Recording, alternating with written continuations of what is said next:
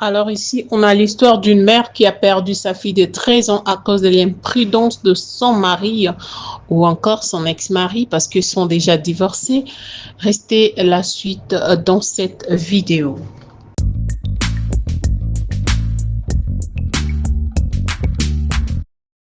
Bonjour à tout le monde et bonsoir. Ça va dépendre de l'heure à laquelle vous allez recevoir cette vidéo. Bienvenue sur EFATA Télévision, votre chaîne. Très heureuse de savoir que vous êtes nombreux en train de nous regarder. Aujourd'hui, le 5, lundi 2026 janvier. Et nous allons vraiment essayer de parler de cette histoire qui m'a bouleversée moi personnellement, qui m'a poussé à beaucoup réfléchir. En tout cas, ça m'a fait mal en tant qu'une mère. Ne zappez surtout pas. Et je vous prie, quand vous allez regarder cette vidéo, partagez-la avec les autres parce que c'est une leçon à prendre. C'est une leçon, surtout pour le papa. Prenez ça en considération et mettez ça en œuvre. C'est très important. Du coup, la maman va vous expliquer dans ces vidéos, mais c'est en anglais. Les vidéos qu'elle a faites, c'est en anglais parce que elle est américaine. Hein. Elle va vous expliquer, mais moi, avant tout, je vais d'abord expliquer tout et ensuite, je vous laisse suivre la maman de la fille juste à la fin de la vidéo. Du coup, la maman et le papa étaient divorcés. Ils se sont divorcés. L'enfant est malade. L'enfant est malade, elle a l'asthme, elle souffre de l'asthme, elle fait souvent de crises de respiration et tout.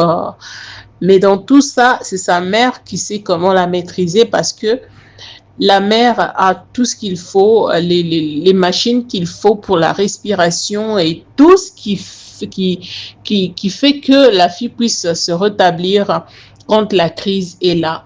Donc, c'est la maman qui est mieux chargée pour tout ça là. Parce que quand elle est allée à l'hôpital, elle a même ramené de résultats et les documents qui prouvent à suffisance que cette fille souffre de telle ou telle autre maladie. Et c'est comme ça que, après le divorce plutôt, je vais vous expliquer qu'est-ce qui s'est passé. Le papa, selon les explications de la maman, le papa vivait avec une autre femme. Ils ont fait 3 ans. Et ces 3 ans-là, la femme mettait la pression sur l'homme parce que elle voulait aussi vivre avec l'homme. Peut-être que l'homme l'avait trompé, que je ne suis plus avec ma femme et tout, je veux t'épouser et tout. Et la femme mettait la pression sur l'homme qu'elle veut vivre avec lui sans que sa femme soit là. Et l'homme est rentré un jour à la maison, il y a eu dispute et l'homme a enlevé la bague de mariage. C'est dans la vidéo, la bague de mariage. Et il s'est décidé de quitter la maison, laisser sa femme et son enfant. Après, il a déclaré le divorce. Ils ont entamé le processus, les procédures de divorce et tout était OK, ils ont divorcé. Avec les juges de famille, vous savez comment ça se passe? Ils ont cherché à trancher l'affaire. L'homme voulait à tout prix que l'enfant puisse aller vivre chez lui avec sa copine.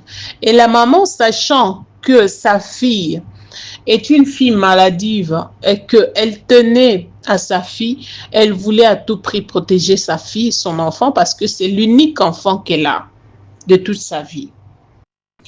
La maman a dit au juge qu'elle ne pouvait pas laisser cet enfant aller avec son père parce que son père n'y connaît rien. En ce qui concerne tout ce qui se passe dans la vie de l'enfant, son père n'y connaît rien du tout. Elle préfère garder son enfant seul pour prendre soin de cet enfant.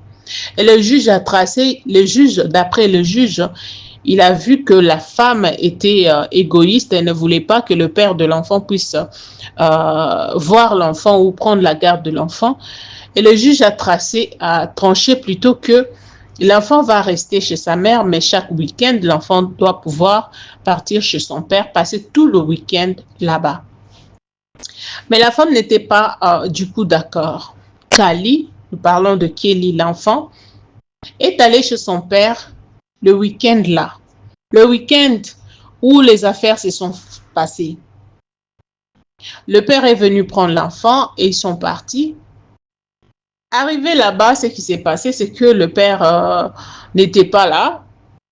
Dans d'autres vidéos, ça se dit que le père n'était pas là, mais dans la vidéo de la maman, elle dit que c'était à 6h, à 6h30, quelque chose comme ça, que son enfant était décédé, et c'était à 6h55 que son père a envoyé le message dans une application de réunion de parents.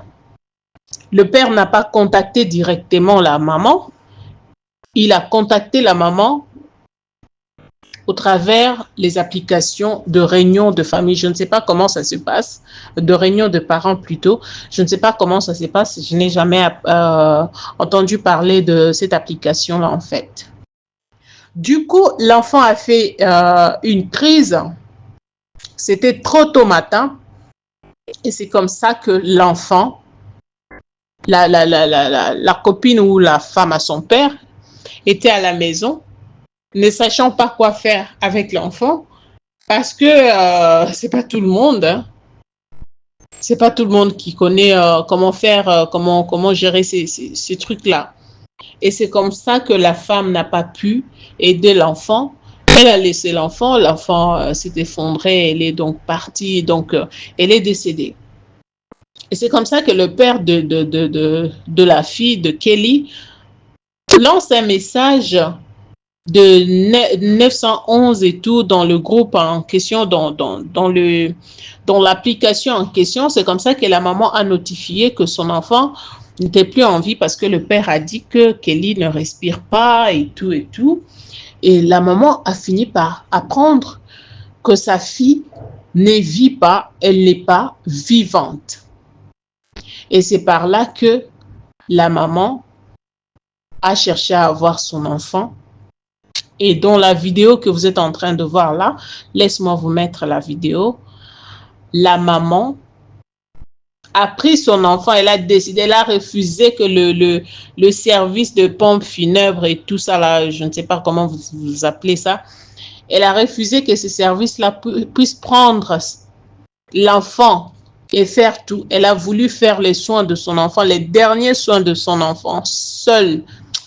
Franchement, ça fait très mal. Ça fait très mal. Suivez d'abord cette vidéo, la famille. La dame que vous voyez a perdu sa fille unique que vous voyez dans la vidéo. Dans cette vidéo, elle décide de faire les derniers soins, la dernière coiffure à sa fille. Pour comprendre l'histoire, cette dame s'était séparée avec le père de sa fille.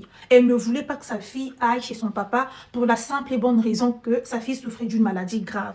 Et selon elle, chez son père, il n'y avait pas des outils, il n'y avait pas des médicaments, il n'y avait pas tout ce qu'il faut en fait pour pratiquer les gestes de premier secours. De l'autre côté, le père réclamait les droits sur sa fille, comme quoi ma fille doit venir me voir, jusqu'à ce qu'ils sont arrivés en justice. Le juge a jugé nécessaire que les arguments de la dame ne tenaient pas la route, que le monsieur avait le droit de voir sa fille. Donc, du coup, la fille partait rendre visite à son père de temps en temps jusqu'au jour où elle a eu une crise sévère d'asthme.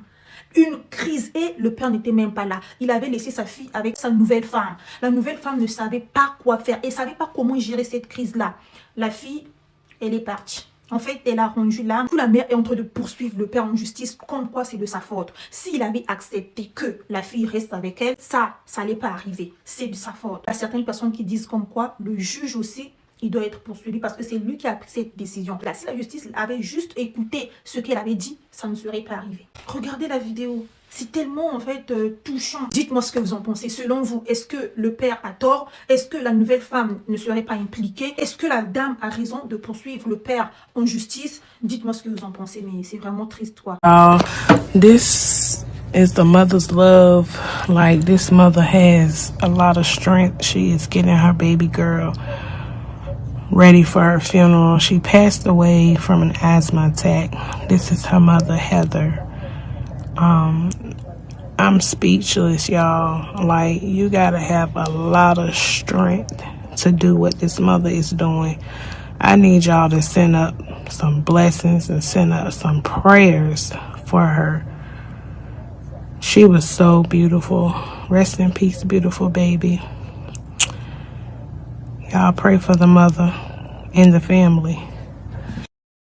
Il faudra avoir le courage pour faire ça seule et seule la famille. Elle a fait ça Et vous allez voir que, franchement, elle a un cœur. Elle a de la douleur. Elle ressent la douleur intense, mais elle ne sait pas comment s'en passer. Elle ne sait pas. Ce qu'elle a dit lors de l'enterrement de sa fille, c'est que je te rejoindrai, je vais te rejoindre. Et elle a toujours montré sa fille le bon chemin de la prière, la famille. Elle a toujours montré à sa fille le bon chemin de la prière. Alors, avant de vous balancer quelques vidéos, avant de vous balancer ces vidéos, je vous prie, je veux donner un conseil aux parents. Si vous décidez de divorcer, je parle beaucoup plus au papa. Parce que nous, les mamans, nous avons un cœur. Nous portons les enfants pendant 9 mois dans nos ventres. Nous savons ce que c'est. Nous savons ce que c'est. On peut comprendre que, en ces moments-ci, mon enfant a un problème. Je dois intervenir. Contrairement au papa, ça n'est pas la même chose. Contrairement au papa, ce n'est pas la même chose. Alors, si vous savez, papa, je m'adresse à vous, que vous êtes incapable de prendre soin de votre enfant, pendant que sa mère est encore vivante, arrêtez d'amener les enfants pour aller le laisser, pour les amener à vos copines ou vos femmes, je ne sais pas moi.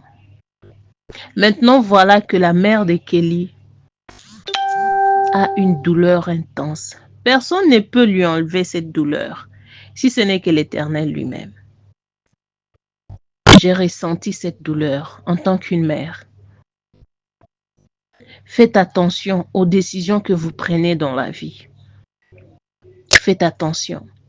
Toi, en tant que papa, tu vas faire tes enfants avec l'autre femme. Mais si cet enfant était le seul ou la seule que Dieu avait donné à cette femme, et peut-être que dans sa vie, elle n'aura plus des enfants. Voyez ce que vous faites. Réfléchissez avant de prendre certaines décisions, la famille. Réfléchissez, je suis en train de m'adresser aux hommes. Réfléchissez. Si vous aimez vos enfants, si ce papa aimait tant son enfant, il n'allait pas faire commettre cette erreur. Il allait accepter la condition donnée par la maman. Pour l'amour de la fille, pour l'amour de votre enfant, pour l'amour de ton enfant. Ça ne fait rien si tu ne l'amènes pas chez toi. Si tu viens seulement pour rendre visite à cet enfant, ça ne fera absolument rien du tout. Parce que tu connais la condition dans laquelle cet enfant est. Ma famille, je voulais suivre encore quelques vidéos. Quant à moi, je vous retrouve prochainement dans un nouveau numéro. Que Dieu vous bénisse et à plus. On a cette mère qui malheureusement a perdu sa fille et là sur la vidéo, on la voit en train de lui faire sa dernière coiffure pour son ultime et dernier voyage. Et la scène m'a tellement brisé le cœur parce que je me suis dit, mais quelle force il faut, quel genre de résilience il faut avoir pour pouvoir rester, parce que vous voyez, elle ne pleure pas, elle reste mais vraiment digne durant toute la vidéo pour ne pas, je pense, à mon avis c'est mon analyse, elle doit se dire que voilà, c'est le dernier moment privilégié qu'elle passe avec sa fille et elle ne veut pas que les pleurs viennent altérer voilà, ce moment-là. Et donc, la petite est décédée de quoi? Il faut savoir que la petite était atteinte d'asthme sévère. Voilà. Donc, elle avait besoin d'un dispositif respiratoire pour pouvoir contenir les crises qu'elle avait. Et la mère avait alerté le juge des affaires familiales en disant que lorsque la petite se rend chez son père, ce dernier n'a pas tout l'artirail, tous les dispositifs médicaux qu'il faut pour intervenir en cas de crise sévère. Et le juge, il a décidé que voilà, les arguments de la mère étaient un peu fallacieux. Il s'est certainement dit que c'est une mère qui ne veut pas que la petite passe du temps avec son père et il n'a pas donné suite à la demande de la mère. Et donc, cette dernière est contrainte, voilà, sinon elle sera en porte-à-faux avec la loi, de remettre l'enfant au père. Et donc, ce jour-là, l'enfant est parti chez le père et ce dernier a laissé la petite avec sa petite amie actuelle. Avec lui, sa petite amie à lui, pour aller faire je ne sais quoi. Et une crise sévère est survenue. La petite amie, de 1, il ne lui a pas montré ce qu'il faut faire en cas de survenance de ce genre de crise. Et de 2, il n'avait même pas tout le dispositif médical nécessaire pour contenir la crise. Donc la petite amie, une fois que la crise survient, elle se trouve démunie face à la situation. Et la petite, malheureusement, elle meurt des suites de cette crise. Et aujourd'hui, la mère poursuit le père ainsi que la petite amie. Et je me dis, c'est fou de ne pas souvent tenir compte de ce que disent les femmes. Toutes les femmes ne sont pas des femmes enragées qui veulent empêcher leurs enfants de voir leur père. Mais là, on a la santé d'une petite qui est en jeu. Parce que là, in fine, au final, la personne qui a pris cher, c'est qui n'est plus de ce monde. Si vous pouvez laisser une petite prière pour la mère ou tous ceux qui ne sont pas religieux, voilà, des intentions envers cette mère pour lui apporter la force. Et aussi, elle fait une collecte de fonds sur sa page. Je vais vous mettre sa page, voilà, pour tout ce qui est, pour gérer tout ce qui est frais. Okay, this video, okay, remember this one? When you had Kaylin's head in the headlock? Okay?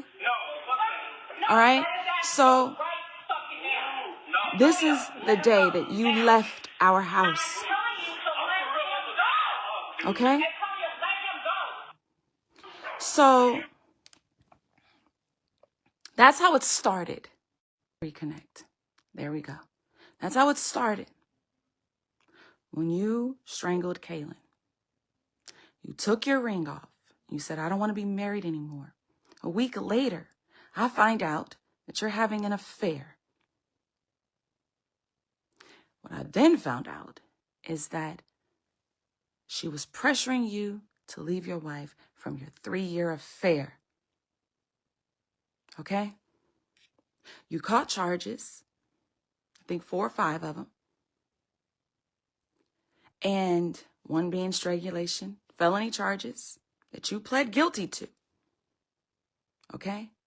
Because it was your first arrest, you took probation, which was a plea deal at the time of your trial, because you already knew that prosecution, it was an open shut case. You knew that you were going to serve the 7 years, the 5 to 7 years. You knew that. And right before the trial started, defense, prosecution, your team decided, your little attorney said, we'll like to make a plea deal, because you wanted to take it all the way to trial and waste taxpayers' money when you knew you were guilty. And so with your 4 or 5 felony charges, which you have lied and told people that you beat the case, and you didn't. You took a plea deal. You took a plea deal. And you had to plead guilty to those charges. And you dragged that out. You dragged this divorce out for 2 years. You wouldn't sign the divorce decree for 2 years. You drugged me through court. You drugged my name all over social media. And I never responded. I never said a word. And I saw that when you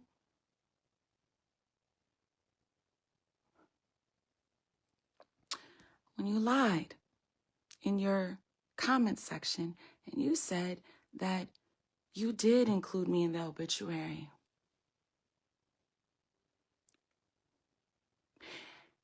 The truth is that you said that Callie was survived. Sorry, you guys, I don't know why it's saying trying to reconnect. You said that Callie was survived by you, her father, and Mama Bear. You see, that was a cunning move. You and I know that you require Callie to call your girl Mama or Mama Bear. And I have the proof, because I have brought it up to you several times. On August 8th, 2022, actually 27 17, 2021. I see the first conversation because I just searched our text messages about Mama Bear. And I asked you, why are you, I said, let me ask you a question. Right here. Okay? I said, let me ask you a question for this record.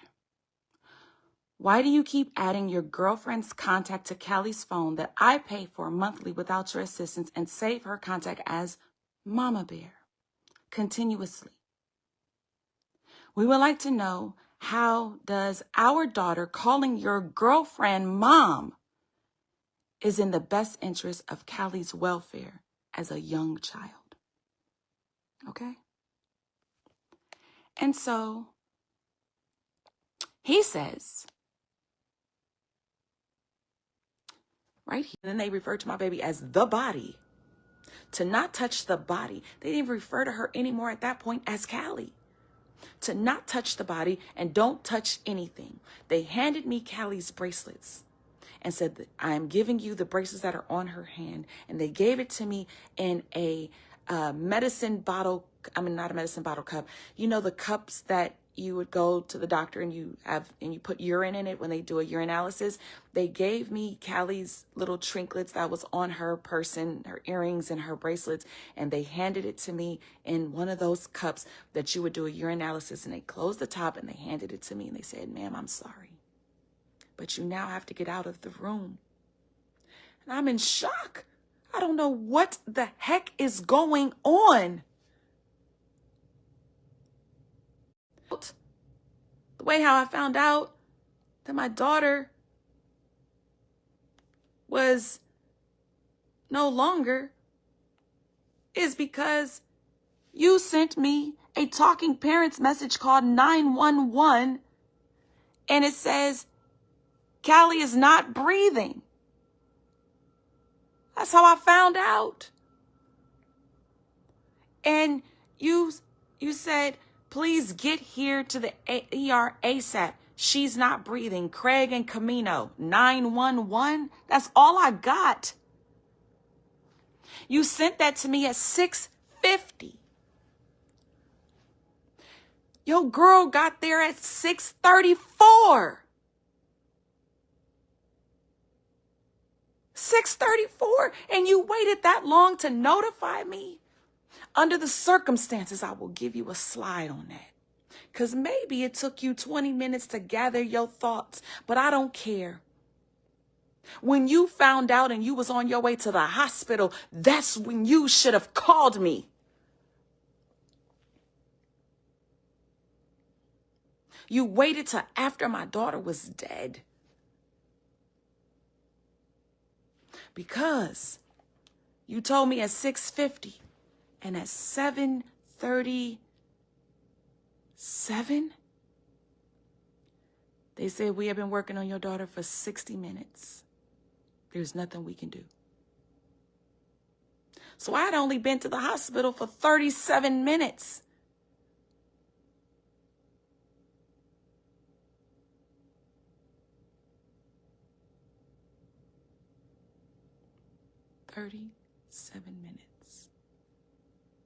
But you knew. You contacted me on Talking Parents, the app.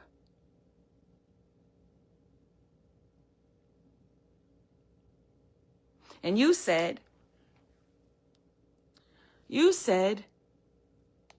your phone is not working. Your phone is not working. Well, you knew I changed my phone number because I gave you, let me go to our text. I gave you, oh my God, my new number.